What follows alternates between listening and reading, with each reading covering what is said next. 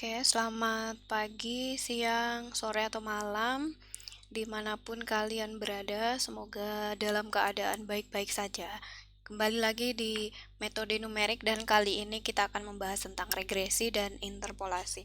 Meskipun sebelumnya mungkin di bagian statistik sudah pernah dibahas di topik analisis komparatif dan prediktif, mari kita bahas lebih dalam lagi mengenai regresi dan interpolasi.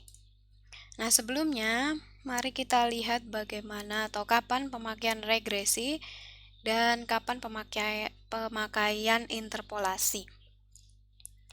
Sebagai introduction gitu, dalam analisis data, misal kita melakukan percobaan atau melakukan suatu survei gitu, kita sering melakukan atau membuat suatu kurva yang mewakili suatu rangkaian data yang kita punya. Misalnya di laboratorium kita melakukan uji kuat desak beton begitu, kemudian kita buat hubungannya antara beban yang diberikan dengan kuat desak betonnya. Lalu contoh lain, misal kita melakukan pengukuran debit sungai, lalu kita hubungkan pengukuran debit sungai dengan pengukuran kedalaman aliran di waktu yang sama. Lalu kita bisa buat hubungan antara keduanya. Contoh lain, misalnya kita mengukur atau membuat hubungan antara kedalaman suatu waduk dengan luasan genangan air. Nah, itu juga bisa kita buat. Nah, kapan kita melakukan regresi atau memakai regresi, kapan kita memakai interpolasi. Di sini ditunjukkan apabila data menunjukkan tingkat kesalahan yang cukup signifikan atau menunjukkan adanya noise, maka kita melakukan regresi. Atau pada saat kita ingin mencari satu kurva tunggal yang dapat mewakili pola umum dari perilaku data tersebut, maka regresi dilakukan. Kemudian, pada regresi, kurva yang dicari itu tidak perlu melewati setiap titik data. Nanti di slide berikutnya akan kita gambarkan. Kemudian, dan sebaliknya, apabila kita tahu bahwa data itu sangat akurat, sehingga kurva yang diperoleh itu akan melewati setiap titik-titik data, maka kita lakukan interpolasi. Dan juga kadang-kadang kita perlu melakukan ekstrapolasi pada saat kita perlu memperkirakan nilai-nilai yang di luar range titik-titik data kita. Nah, kemudian saat kita melakukan regresi, kembali lagi ke masalah regresi, biasanya kita menghitung juga korelasinya berapa. Ketika korelasinya bagus, maka hubungan yang kita peroleh atau kurva yang kita peroleh itu kita bisa yakin dengan itu. Tetapi kita perlu hati-hati juga bahwa perlu diingat bahwa korelasi ini tidak sama dengan causation. So, correlation is not a causation. Jadi, pada saat kita melakukan regresi, kita harus paham konsep dari data-data yang kita peroleh. Apakah pasangan data yang kita peroleh itu benar-benar berhubungan satu sama lain. Nah, nanti di kelas kita akan lihat bahwa tidak semua data yang korelasinya bagus itu menunjukkan hubungan yang benar atau menunjukkan causation atau sebab dari suatu hal, begitu. Oke, mari kita lihat seperti apa regresi dan seperti apa interpolasi secara gambarannya. Apabila kita punya kurva begitu, kurva X dan Y, kemudian kita punya data seperti ini misalnya. Lalu misal kita buat regresi linier, nah biasanya kita akan memperoleh hasil yang seperti itu. Nah, pada interpolasi, ketika kita memiliki suatu data, misal ada di titik-titik ini, lalu kita lakukan kurva linier gitu, tetapi kita yakin bahwa data ini akurat dan kita ingin melakukan interpolasi, kurva yang kita peroleh adalah seperti ini. Nah, jadi semua titiknya dilewati oleh data tersebut. Atau misalnya pada saat kita ternyata korelasi atau regresi yang diperoleh adalah bukan linear seperti ini, atau misal pada interpolasi mungkin jadi seperti ini. Seperti itu. Jadi intinya adalah apakah titik-titik ini dilewati atau tidak. Di situ adalah perbedaan regresi dan interpolasi. Nah, kemudian sedikit tentang regresi. Kalau kita berbicara mengenai regresi, atau kalau teman-teman lihat di Excel itu kan ada trend line gitu, kemudian kita ada beberapa opsi untuk dipilih. Jadi secara umum regresi itu ada regresi linear dan non-linear. Yang non-linear ini nanti terbagi lagi menjadi ada yang polinomial, kemudian eksponensial, logaritmik, dan sebagainya. Nah, kemudian teknik umum untuk melakukan regresi adalah metode kuadrat terkecil atau least square method. Oke, nah hari ini atau nanti kita akan belajar mengenai ini.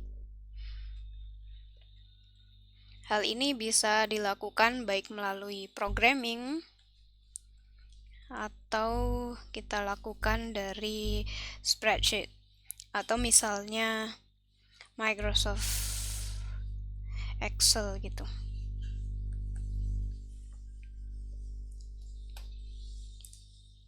Oke.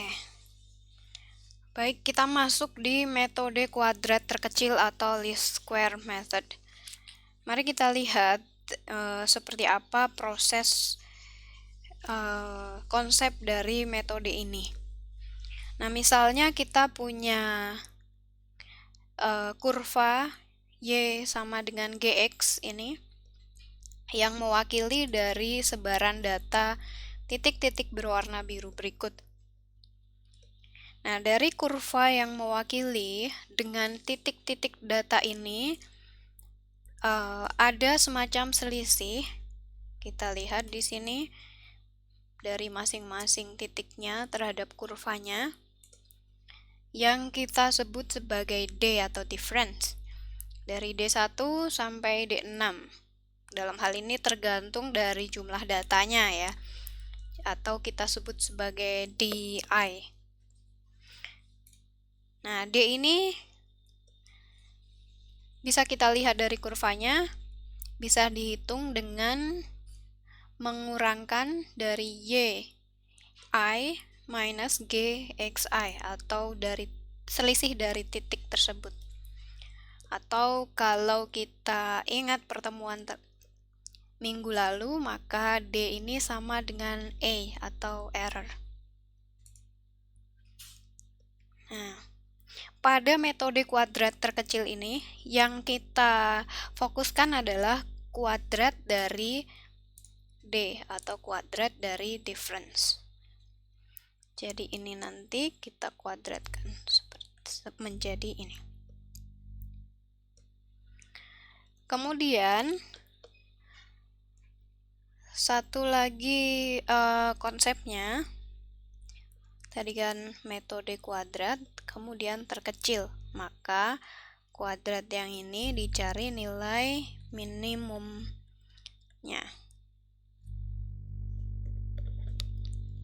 Nah, kita ingat lagi bahwa sesuatu mencapai minimum pada saat turunan pertamanya sama dengan 0. Atau kalau kita tuliskan turunan dari D square ini sama dengan 0. Mengenai ini, mari kita lihat di slide berikutnya. Jadi saya tulis lagi bahwa yang kita cari atau yang kita fokuskan adalah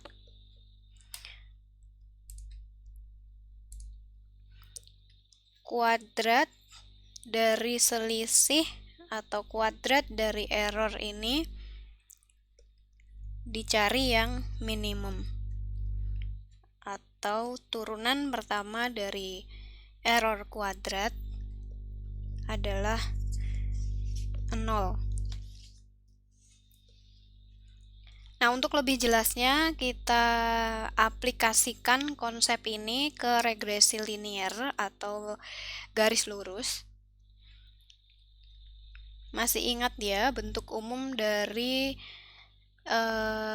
kurva linier adalah Y sama dengan A plus BX. Atau kalau kita menggunakan misalnya Y tadi kita tulis sebagai GX, maka GX sama dengan A plus BX. Nah, kemudian di sini ada AJ. Ini misal kita tulis GX sama dengan A0 plus A1X, maka maksud J di sini adalah subscript ini.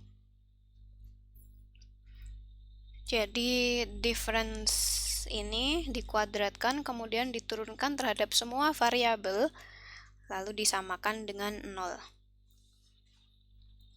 Makanya namanya least square method.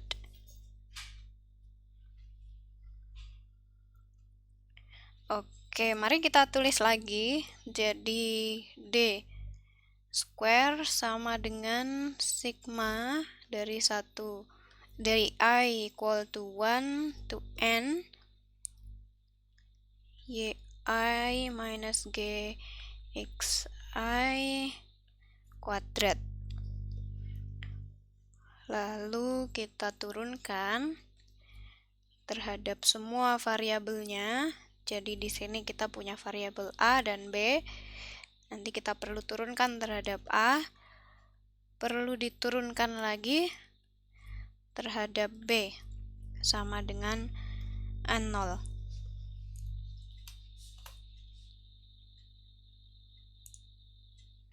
Oke, saya tulis lagi ya.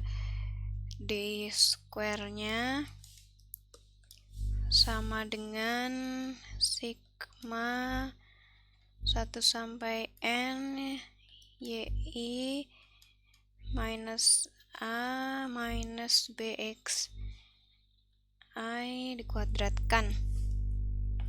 Pertama kita turunkan dulu terhadap A. Jadi kita turunkan dulu, kita tuliskan dulu IN YI minus A minus BX I kuadrat sama dengan 0. Nah, turunannya apa? Masih ingat ya? 2 kita turunkan, lalu square kita tulis, sigma kita tulis YI minus A BXI, kemudian kita turunkan terhadap A sehingga minusnya kita tulis sama dengan 0. Atau kalau dijabarkan, kita hilangkan saja komponen minus 2-nya karena merupakan konstanta. Jadi menjadi sigma YI minus sigma A kemudian sigma B XI sama dengan 0. Nah, satu lagi kita juga perlu menurunkan D ini terhadap B. Jadi kita tulis lagi tadi sigma yi minus A minus BXI kuadrat sama dengan 0. Sama, kita turunkan lagi jadi 2 sigma, langsung kita tulis minusnya saja. Ini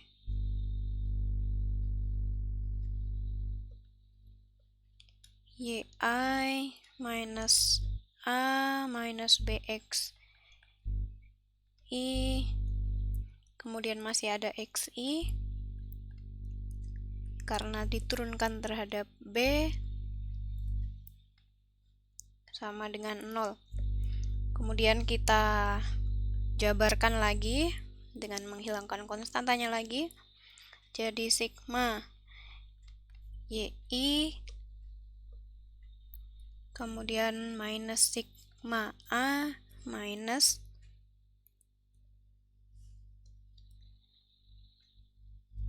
sigma, masih ada XI-nya. Saya lupa XI-nya, mari kita ulangi lagi sedikit.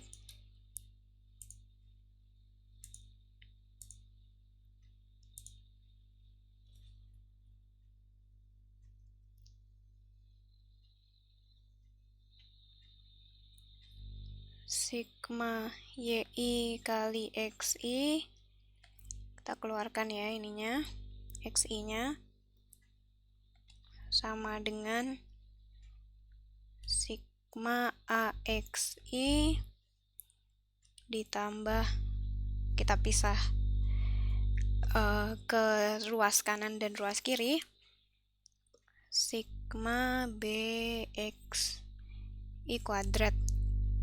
Ini juga kita bisa pisahkan.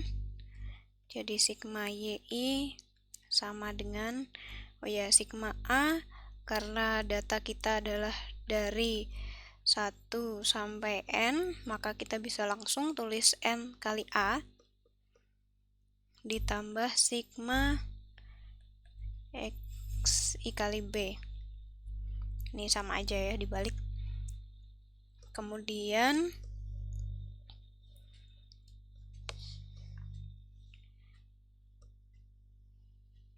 dari kita namakan ini persamaan 1 gitu. Dari persamaan 1 kita bisa keluarkan NA sama dengan sigma YI minus sigma XIB, sehingga kita tulis di sini aja, A sama dengan sigma YI minus sigma XIB dibagi N, atau A sama dengan 1/n sigma YI minus 1/n sigma XI kali B.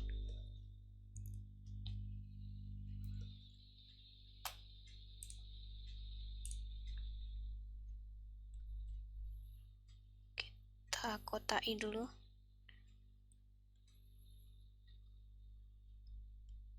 Nah, kita masih punya PR karena A dalam rumus ini masih punya variabel B yang tidak kita ketahui. Nah, tadi kan X dan Y-nya merupakan data yang kita punya. Jadi A dan B-nya berapa kita tidak tahu, sehingga kita perlu mencari A dan B-nya. Nah, kemudian kita masukkan A yang ini atau A yang ini sama aja ke rumus di atas. Kita tulis lagi, saya pilih warna dulu. Menjadi tadi adalah X I yi sama dengan sigma xi. A-nya langsung kita masukkan, per n dari sigma yi minus sigma xi kali b ditambah sigma xi kali b. Lalu kita keluarkan, seper n kali sigma xi kali sigma yi dikurangi seper n dari sigma xi kali sigma xi kali b, lalu ditambah sigma xi, oh ya, ini ada kuadratnya tadi ya, kuadrat kali b.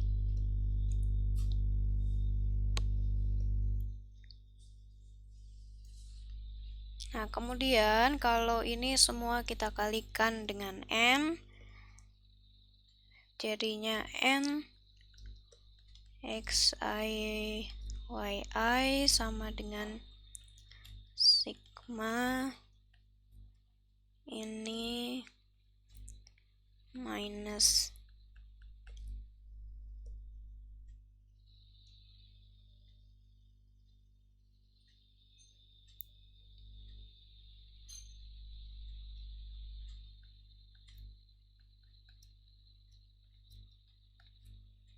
ditambah n kali sigma xi kuadrat kali b.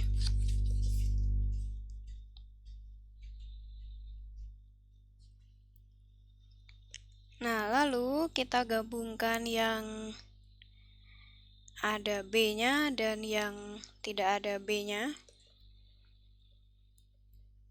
Jadi di sini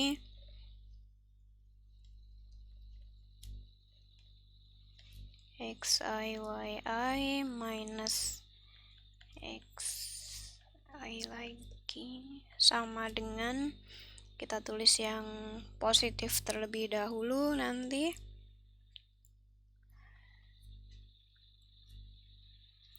xi kuadrat dikurangi sigma xi dikuadratkan.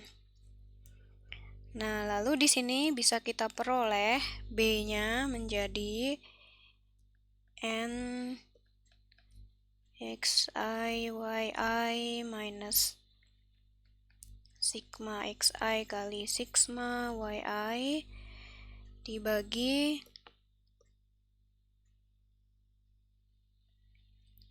n sigma xi kuadrat minus sigma xi dikuadratkan. Nah, dengan demikian sekarang kita sudah memperoleh harga atau nilai b-nya, sehingga nilai b ini bisa kita masukkan kembali di nilai a-nya. Nah, nanti kita peroleh rumus yang sama seperti pada penjelasan sebelumnya di statistik, analisis komparatif dan prediktif, kurva linier atau regresi linier. Ini sama ya.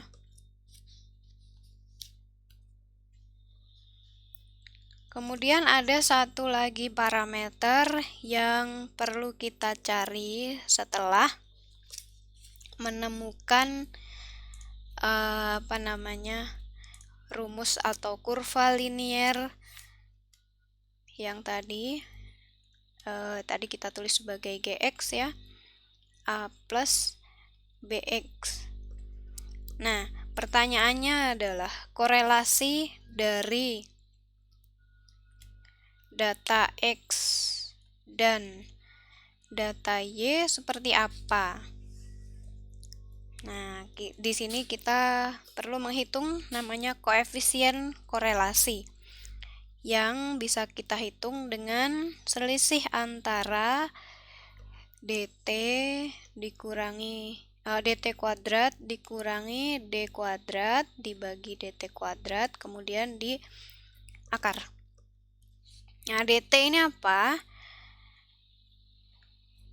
dt ini adalah selisih jumlah selisih dari I sama dengan 1 sampai N Y data dikurangi Y rata-rata kemudian dikuadratkan. Dikuadratkan dulu baru dijumlah. Demikian juga D itu adalah jumlah dari sigma I sama dengan 1 sampai N Y data dikurangi Y kurva dikuadratkan.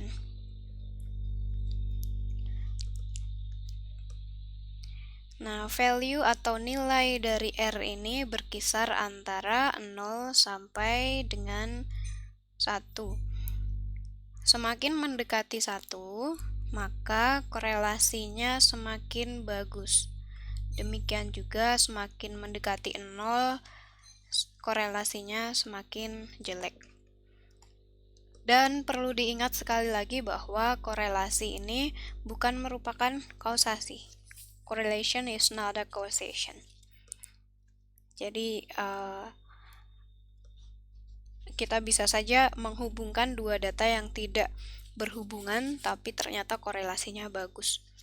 Sehingga perlu saya tekankan lagi, sebelum melakukan regresi kalian harus yakin benar bahwa dua data tersebut berhubungan atau paling tidak bisa dihubungkan secara konsep atau secara teori. Misal hubungan antara apa tadi contohnya adalah debit dengan kedalaman air gitu ya. Saya gambarkan di sini, misal kita punya sebuah channel atau saluran, kita punya muka air di sini, kita punya luasan, kita punya kedalaman, dan debit adalah kecepatan kali luas. Yang luas ini diperoleh dari dasar kali kedalaman apabila rectangular, atau kalau misalnya trapesium atau bentuk lain pasti ada hubungannya dengan kedalaman. Sehingga pada saat kita misalnya melakukan survei antara kedalaman dengan debit, misal untuk kalibrasi alat ukur debit, nah kedua data tersebut bisa dikorelasikan, bisa diregresikan. Demikian mengenai regresi linier, akan kita lanjutkan di video berikutnya ya.